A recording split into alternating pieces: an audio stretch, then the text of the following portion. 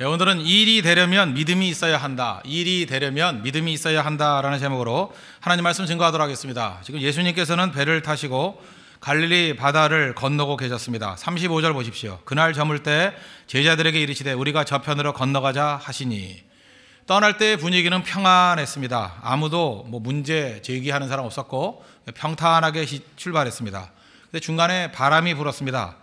바람 처음 불 때에도 아마도 별것 아니다 그리고 무시했던 것 같습니다. 그러다가 그 바람이 점점 강해져서 광풍, 미친 바람이 되었다고 얘기를 합니다. 그때 가서야 기겁하고 호들갑을 떨고 살려달라 이렇게 얘기했다라는 것이 나옵니다.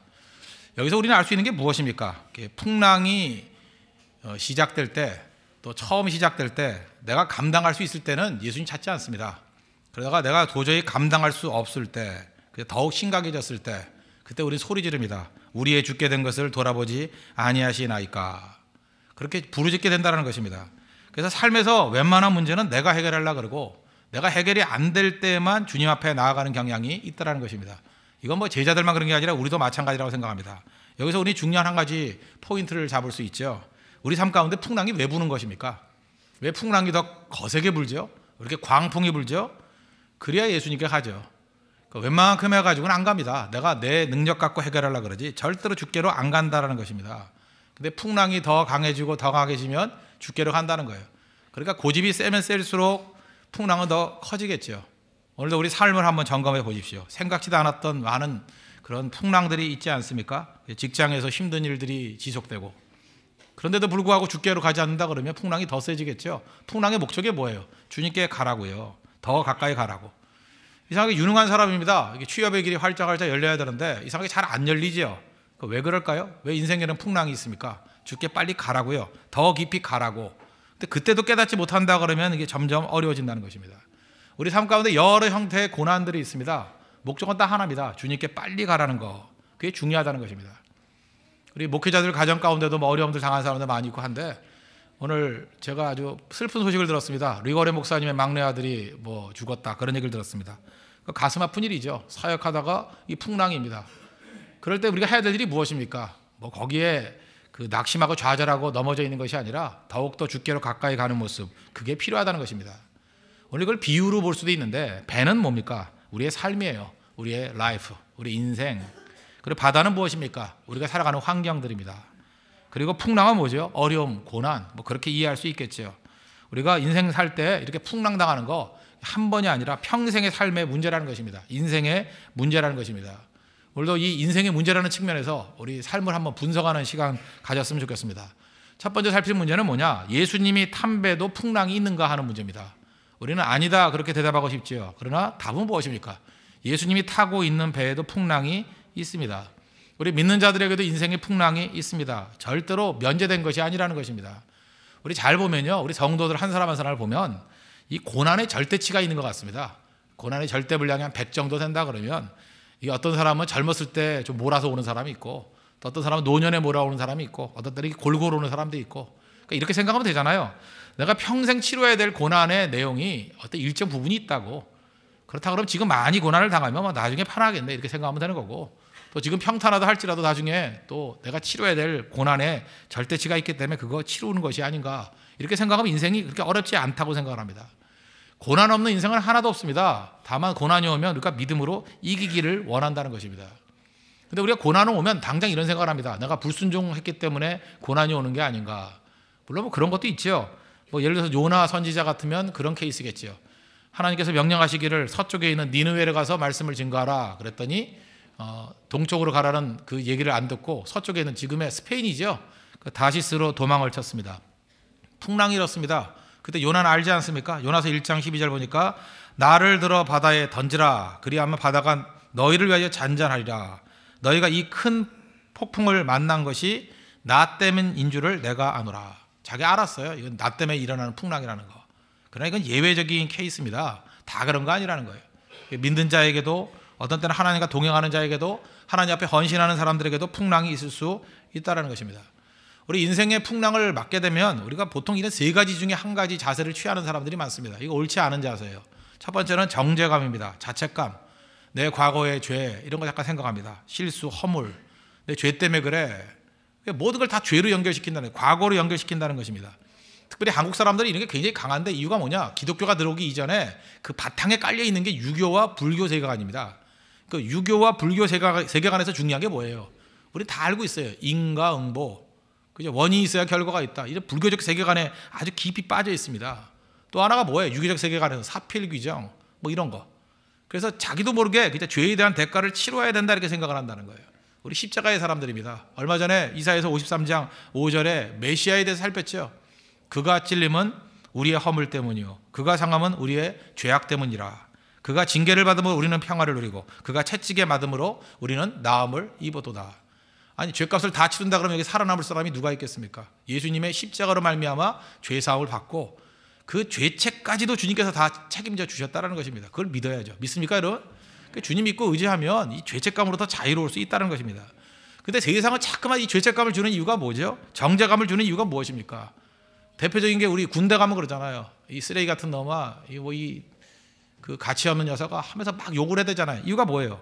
정죄해야 말을 잘 듣기 때문에 그렇습니다. 그래서 군사 문화가 무서운 거예요. 자꾸만 정죄한다고요. 정죄하면은 말을 잘 들으니까. 직장에서는 막 소리 지르는 이유가 무엇입니까? 상관들, 예수 믿지 않는 상관들 다 알죠. 그렇게 해야 말을 잘 들으니까. 그래서 세상은 정죄 문화입니다. 정죄해야 말 듣기 때문에. 알게 모르게 우리가 피해를 입었고 또 거기에 익숙해져 있다는 것입니다. 이거 잘못된 반응이라는 거예요. 또 하나는 원망하는 겁니다. 두 종류 원망이 있는데 하나님께 원망하거나 다른 사람들에게 원망하거나. 그래서 하나님께 원망하죠. 고난당하면 풍랑이 일어나면 꼭 이런 소리예요. 하나님 날 사랑하나 뭐 이러고, 하나님은 나의 고통을 알고 계시나, 뭐 하나님 전능하시다며, 뭐 은혜의 하나님이라며 이렇게 원망해요. 또 그것들이 다 끝나고 난 다음에 사람들 원망합니다. 누구 때문에 이렇게 되었다, 뭐 내가 그 사람만 안 만났어도 내 인생이 잘 풀릴 건데, 이러면서 책임 전가합니다. 내 인생이 아니, 내 문제가 다른 사람 때문에 이렇게 됐다는 거예요. 책임 전가, 피해자 의식, 원망. 이것도 올바른 방법이 아니라는 거죠. 그 세 번째 방법은 뭐예요? 자기 연민이죠. 왜 나만 이럴까? 뭐 이러면서 내가 제일 불쌍해. 그죠? 어제같이 비 오는 날이면 괜히 왔다 갔다 하면서 온갖 주접 다 떨고, 그죠? 이게 우리 인생의 대부분의 패턴이라는 것입니다. 그래서 뭐 정죄감 아니면 원망 아니면 자기 연민에 빠져 있든지 뭐 이러고 있더라는 거예요. 이거 올바른 거 아니죠? 그러면 풍랑이 일어났을 때 우리의 반응은 무엇입니까? 딱 하나예요. 믿음으로 반응하는 거죠. 믿음으로. 오늘 38절 보십시오. 예수께서는 고물에서 베개를 베고 주무시더니 제자들이 깨우며 이르되 선생님이여 우리가 죽게 된 것을 도를 보지 아니하시나이까 하니. 죽게 되었다. 심각합니다. 어렵습니다. 그런 얘기 아니에요? 그 예수님께서 바다를 잠잠하게 만들어 간다. 이렇게 얘기가 맞는 거 아닙니까? 참 힘들었겠구나. 그죠? 어디 아픈 데 없니? 그래 인지한 선생님 아니에요. 그죠? 얼마나 놀랬니? 내가 좀 잠이 많아서 뭐 이러면서, 그죠? 자고 있었잖아요. 그죠? 그 위로와 이해의 메시지를 줘야 맞을 것 같은데 그러지 않았다라는 것입니다. 예수님 반응이 뭐예요? 40절 보십시오. 이에 제자들에게 이르시되 어찌하여 이렇게 무서워하느냐? 너희가 어찌 믿음이 없느냐 하시니. 예수님이 시비 건 건 딱 하나입니다. 믿음 시비 걸었어요. 왜 믿음이 없느냐? 그죠? Do you have no faith? 왜 믿음이 없느냐? 여기 원문을 보니까 Do you still have no faith? 아직도 믿음이 없느냐? Still이에요, still. 아직도 믿음이 없느냐? 도대체 몇 번 얘기해야지 믿음으로 반응할래? 예수님의 그 반응은 딱 한 가지였습니다. 왜 믿음이 없느냐는 거예요. 왜 믿음으로 반응하지 않느냐는 거예요. 예수님의 핵심적인 메시지는 믿음입니다. 믿음.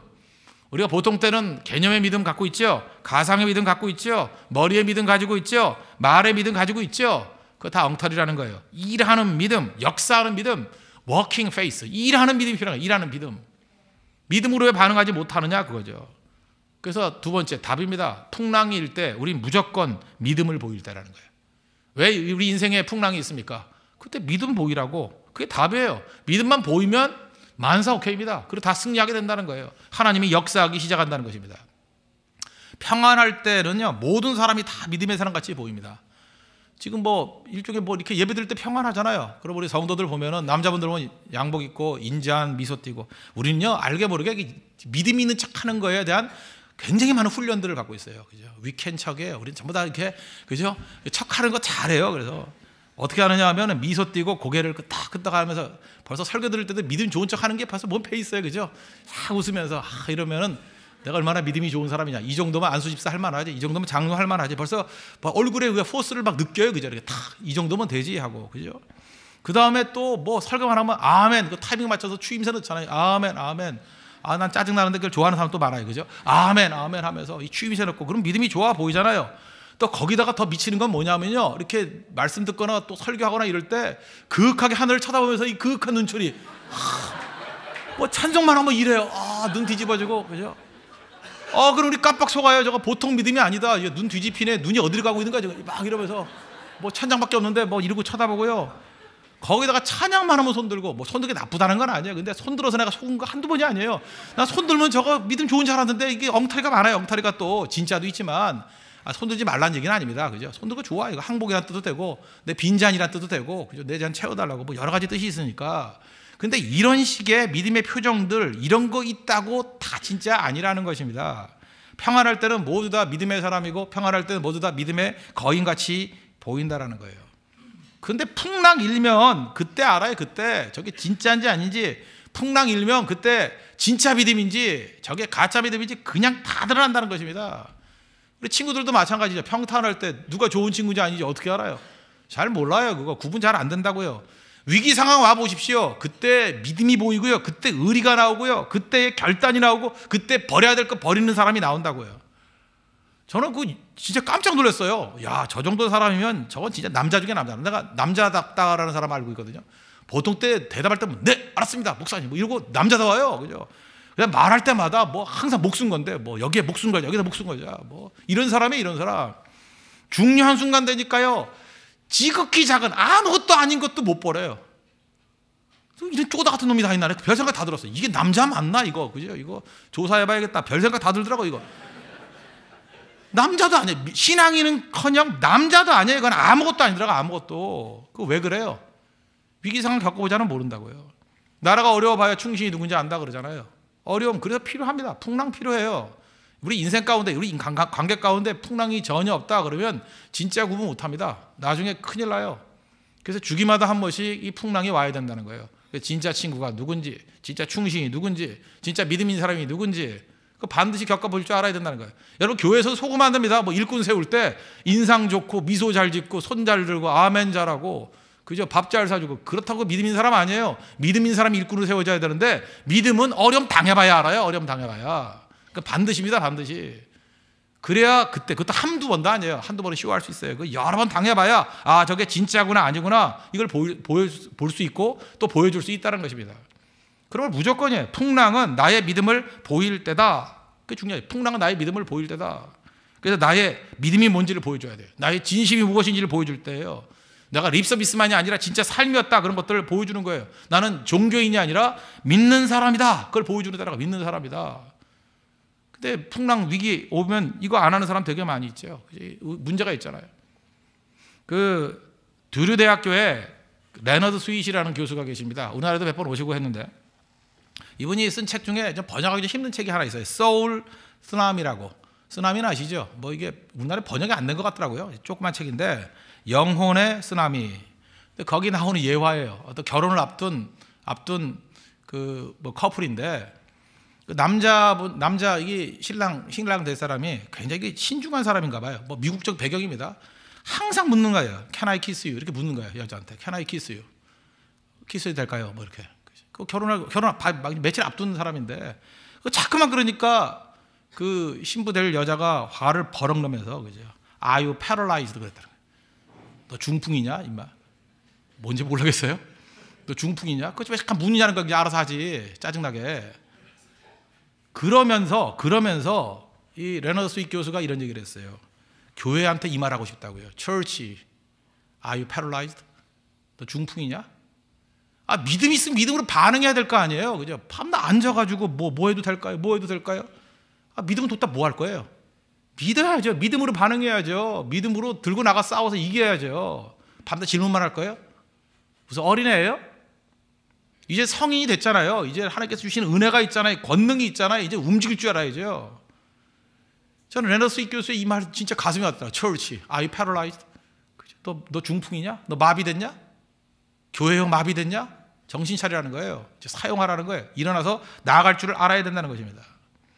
예수님께서는 항상 특징이 있습니다. 믿음을 가지고 있을 때 일하십니다. 믿음이 있는 곳에서 일하신다는 거예요. 왜 예수님께서 교회에서 강력하게 일을 안 하시느냐? 왜 여러분 삶 가운데 이렇게 미약하게 드러나시느냐? 믿음이 없기 때문에 그래요. 믿음만 있으면 그 믿음 있는 곳에 예수님께서는 강력하게 일하신다는 것입니다.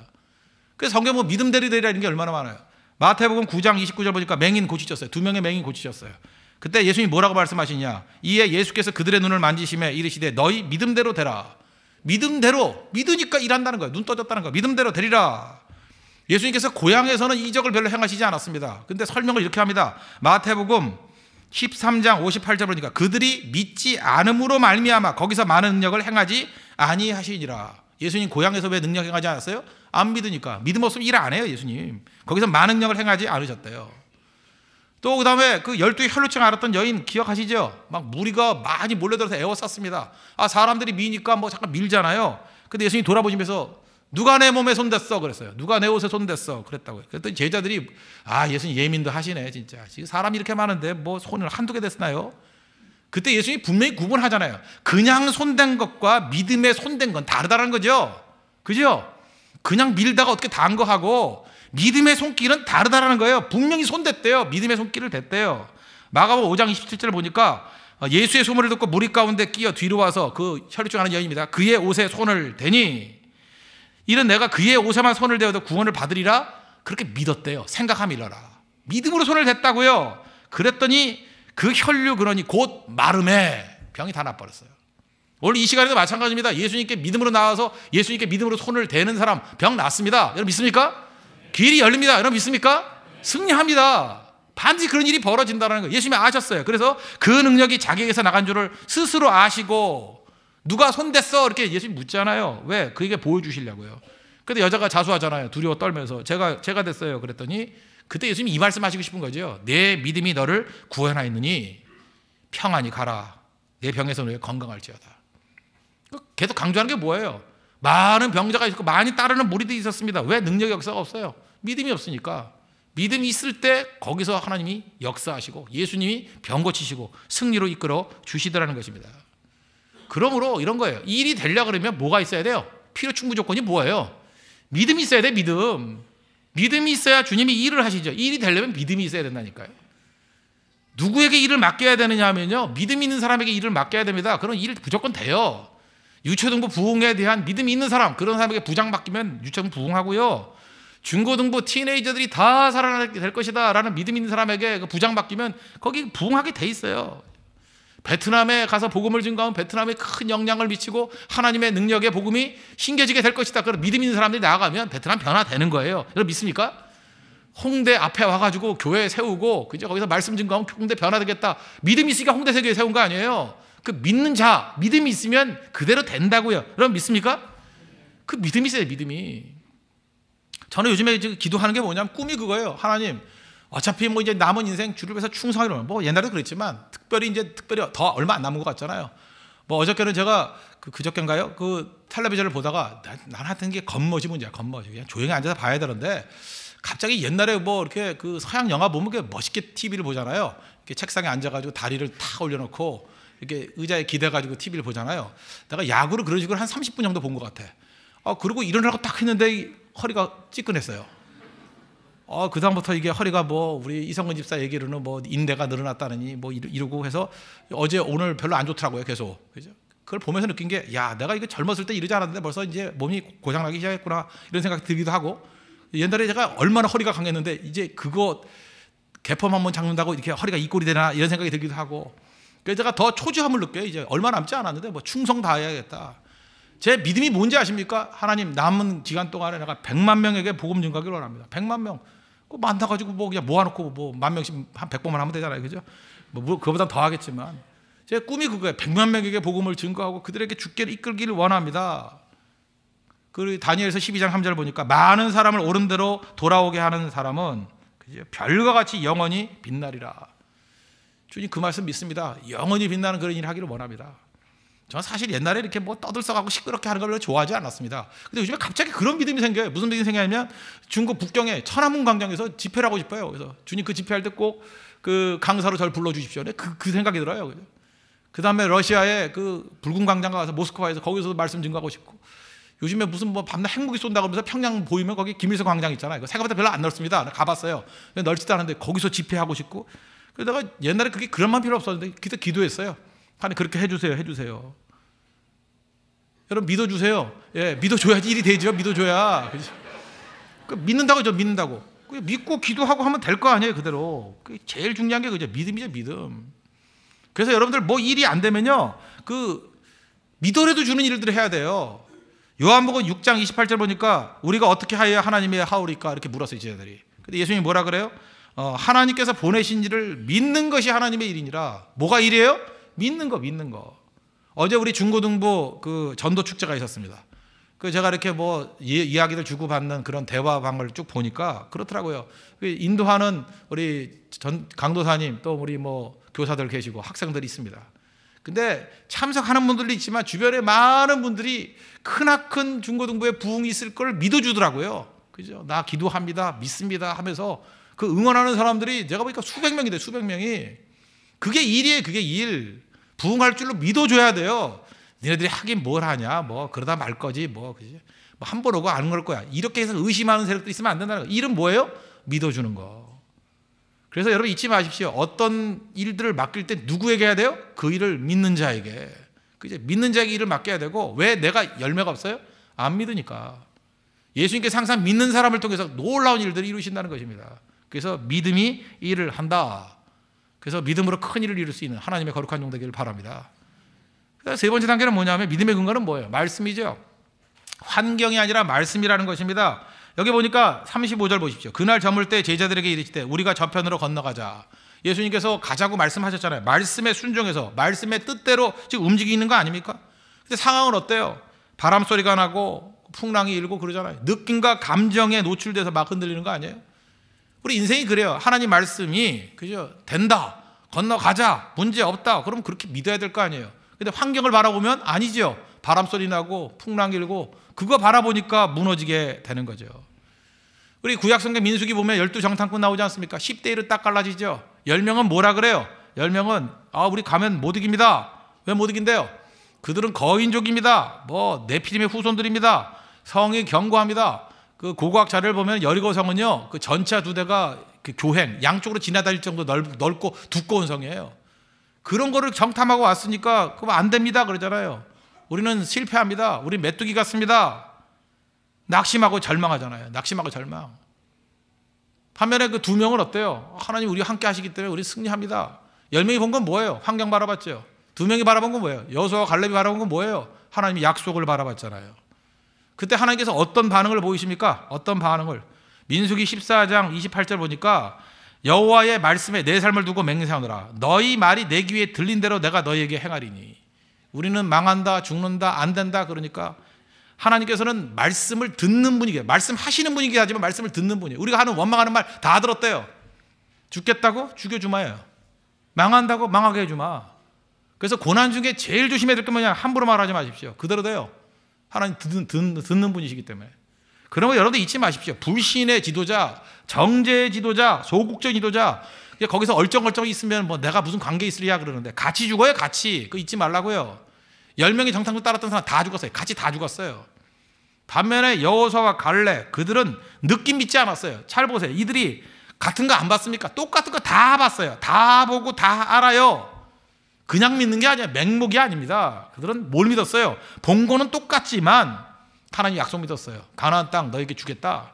발바닥을 밟는 모든 땅 너에게 주겠다. 하나님 약속을 믿잖아요. 그 뭐라 그래요? 민수기 14장 8절 보니까 여호와께서 우리를 기뻐하시면 우리를 그 땅으로 인도하여 들이시고 그 땅을 우리에게 주시리라. 약속대로 믿죠? 약속이 약속. 우리 항상 두 가지입니다. 말씀이냐 느낌이냐. 그 느낌 너무 예민한 사람, 느낌대로 반응하는 사람은 반드시 무너지게 돼 있어요. 느낌은 우리를 하여금 항상 안 되는 쪽으로 가게 만들거든요. 느낌은 아닙니다. 말씀의 말씀. 말씀 붙들고 나아갈 때 승리하게 된다는 것입니다. 그래서 여러분들 말씀에 항상 반응하고 말씀 듣고 말씀에 우리 인생을 맡길 줄 알아야 되는 거예요. 그때 하나님이 뭐라 그래요? 민수기 14장 11절 보니까 어느 때까지 나를 멸시하겠느냐. 또 뭐라 그래요? 어느 때까지 나를 믿지 않겠느냐. 지금 하나님이 시비 거는 게 뭐예요? 믿지 않는 게 멸시하는 거래요. 하나님 존중하는 게 뭐예요? 하나님 믿어드리는 거예요. 믿어야 됩니다. 그게 하나님 존중하는 거예요. 예배가 뭔지 알아요? 믿어드리는 거예요. 믿는 거예요. 하나님 약속은 무조건 믿는 거예요. 그거 아닌 건 멸시라는 거예요. 여러분 위기 순간이 되면요 항상 보면 그놈의 그 전문가들이 나타나요. 맨날 그 전문가들. 여기도 지금 뭐 기자도 계시고 뭐 방송 일하시는 분들 앞에 계시네, 그죠? 맨날 뭐 보니까 맨날 분석하시던데, 그죠? 잘 보세요. 경제가 어렵다 그러면 경제 전문가들 나와서 막나 어렵대요. 여러분 신문 한번 검색해봐요. 60년대도 어렵다 그러고 70년대도 어렵다 그러고 뭐 밤낮 쓰는 게 그래. 단군일의 최고 위기. 아, 그 단군이 뭐 무슨 어디 몇 분 계시나? 뭐 매년 단군일의 최고 위기래. 맨날 정치도 어렵다 그러고 뭐 다 교육 전부 다 나와서 교육 망했다 그러고. 그럼 교육 다 망했는데 우리나라 왜 이렇게 잘 돼 지금? 다 망했는데 왜 이렇게 잘 돼요? 그죠? 뭐 다 안 된다 그러고. 요즘에 또 심지어 교회 전문가까지 나왔어요. 교회 망한대요, 그죠? 계속 나와가지고 그 교회에서 돈 받아가지고 왜 교회 망한다가 잠깐 그러나, 그죠? 교회 망한대요, 안 된대요, 다 안 된대요. 여러분 그 전문가들이 하는 얘기들은 뭐예요? 다 열명이 정탐꾼 같은 얘기예요. 분석하고 나면 될 리가 없죠. 우리 인간이 되는 게 없어요, 하나도. 그때에 믿음의 사람들이 해야 될 일이 무엇입니까? 무릎 꿇고 귀를 기울여야 돼요. 이때 하나님 우리가 무엇을 해야 됩니까? 믿는 자와 믿지 않는 자의 결정적인 차이점은 언제 나타나는지 아십니까? 풍랑일 때 나타나요. 풍랑일 때. 풍랑일 때 하나님이 어찌합니까? 그때 믿음을 보여주는 거죠. 믿음대로 살면 하나님께서 그의 삶을 인도해 주신다는 것입니다. 시편 31편 15절 우리 항상 강조했죠. 나의 앞날이 주의 손에 있사오니, 나의 앞날, 나의 미래가 주의 손에 있사오니. 옛날 개역 한글판에 뭐라 그래요? 나의 시대가 주의 손에 있사오니. 아, 주님 붙들어 주시면 내 시대가 와요. 주님 나 붙들어 주시면 나의 앞날이 환히 열려요. 믿습니까? 그게 주님 손에 있으면 된다고요. 주님 손에 있으면. 전문가들 얘기에 속지 마십시오. 전문가들 자기들도 몰라요. 자기들도. 내가 경제 전문가 하는 사람 주식투자에서 다 망하는 거 봤어요. 그죠? 뭘 전문가예요, 전문가는. 뭐가 전문이에요? 아무것도 없어요. 하나님이 전문가죠, 하나님이. 전문가 얘기에 속지 마십시오. 전문가 그럼 무조건 의심해요. 하나님 말씀, 그거 붙들어야 돼요, 말씀. 말씀이 항상 승리하게 돼 있다는 것입니다. 여러분, 지금 풍랑이니까 배 얘기합니다. 배가 이렇게 전복된다 그러죠, 뒤집히는 거. 배가 뒤집히는 이유, 화물이 많아서 뒤집히냐, 그런 경우는 많이 없대요. 오히려 화물이 많으면 많을수록 그 밸런스라 그러죠. 이렇게 무게 중심추 역할을 해가지고 오히려 배가 가라앉아가지고 이렇게 중심을 밑으로 깔리게 만들어가지고 오히려 전복이 안 되게 만드는데 밸런스 역할을 하니까, 그죠? 그래서 화물이 아니래요. 왜 배가 뒤집히냐면 사람 때문에. 배가 이렇게 어려워지면 이렇게 한쪽으로 기울지 않습니까? 그리고 하고 한 명이 소리 지르잖아요. 야 죽어, 사람 살려. 그러고 이렇게 가면은 하나 가면 또 다 쫓아간대요. 우르르 가면. 그럼 배가 한쪽으로 몰리니까 기우뚱하죠. 그럼 또 반대쪽으로 또 간대. 저리로 가자. 그래서 이리로 왔다 갔다 하면 어떻게 돼요? 기우뚱하면 더 커지겠죠. 기우뚱 하다 발라당, 그죠? 아시겠죠? 발라당. 그래서 그때마다 그 배에서 하는 얘기가 뭐예요? 가만히 계세요. 가만히 있으라고. 가만히. 배가 흔들릴 때는 가만히 있는 게 제일 좋아요. 가만히. 그 자리에 가만히 느낌으로 바른 거죠. 가만히 있어야 돼. 가만히 주만 바라보고. 풍랑일 때 해야 되면 가만히. 그거 못해요. 제일 힘든 게 문제래. 가만히 있는 거예요. 부안해동하지 마십시오. 어려움 있을 때 가만히 있으면서 주님 바라보는 거예요. 자꾸 이리 뛰고 저리 뛰지 말고 가만히 있으면서 기도해야 돼요. 좀 가만히 있으라고요. 새벽기도 좀 나오고, 그죠? 새벽에도 그냥 깨가지고 이리저리 뛰고 저리 뛰고 하지 말고 가만히 좀 있어. 가만히. 그게 중요한 거죠. 그럼 승리한다는 거예요. 오늘 찬양했죠. 시편 42편 5절. 내 영혼아 내가 어찌하여 낭망하며 어찌하여 내 속에서 불안해하는고. 너는 하나님께 소망을 두라. 그가 나타나 도우심으로 말미암아 내가 여전히 찬송하리로다. 주만 바라봐. 잠자리 주만 바라보래요. 그러면 승리할 수 있다는 것입니다. 여러분 이 땅 살 때 느낌으로 살면 절대 안 됩니다. 누가복음 5장 보니까 밤새도록 고기 잡다가 못 잡았죠. 그때 예수님이 뭐라 그래요? 깊은 데로 가서 금을 내리라. 그랬더니 베드로가 했던 얘기가 그거죠. 내가 밤이 새도록 수고했지만 잡은 것이 없지만은 그 유명한 구절이잖아요. 말씀에 의지하여 내가 그물을 내리리다. 이때 베드로가 의지했던 게 뭐예요? 자기 경험 의지 알았어요. 나 어부 생활 몇십 년 했는데 그 의지하지 않았어요.